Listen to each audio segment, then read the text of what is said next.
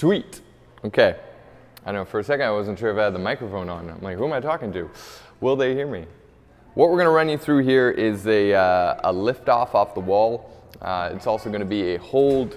And this is one of these things that we can do to help build out our capacity and improve our control of the end ranges of motion. So I want you to think at the very end range of your motion, you're likely, and most individuals just don't have the same amount of control or power. Whereas if you go somewhere in the mid-range of motion, there's usually a lot more strength because you're used to moving within that area and building a lot of capacity. So what makes it hard for people to do things such as like overhead movements is not a lot of people have a lot of clearance or control around here. So one of the things I'm going to take you through here is a lift off into shoulder flexion. Okay, so shoulder flexion is here's me flexing my shoulder. It's going to be in that overhead position. In order to increase the control, we're going to do a little bit of work around here to create a stronger connection and hopefully increase that capacity.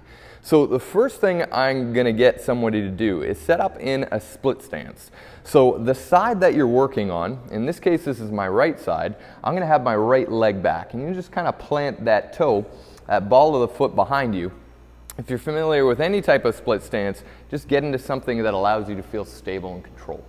Now from here, what I'm going to do is I'm going to raise this arm into flexion. Another way to do this is to just reach as far up on that pillar or on that wall, that surface in front of you as you can.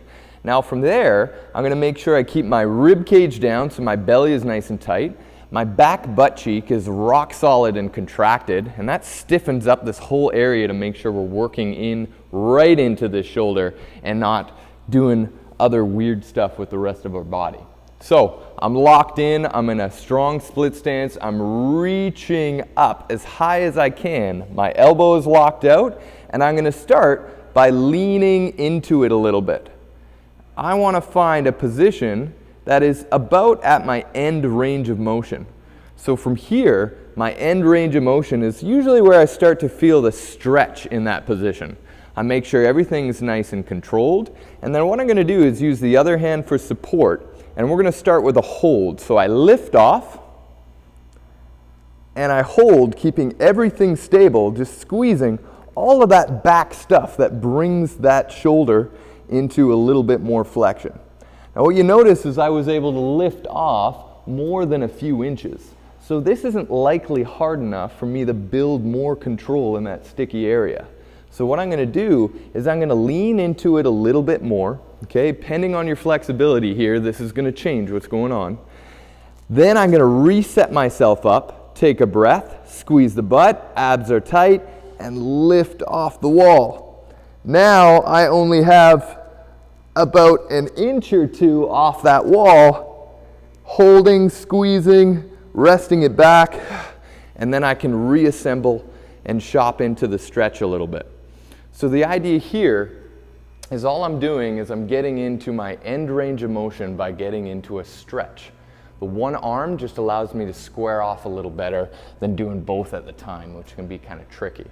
So you get in there, find that stretch, and you want to find a position that you can lift off the wall, maybe no more than about 3 inches. We can perform reps there, 1, 2, 3, bang them out. We can also just gather some time and hold that position. This can often be surprisingly stressful, but the idea is to help build control and build capacity in that zone. So give it a try. Get into the end range of motion, lock everything down, lift off about 3 inches or so, and just hold and squeeze. Gather time, gather reps, build your control in the place that you usually don't.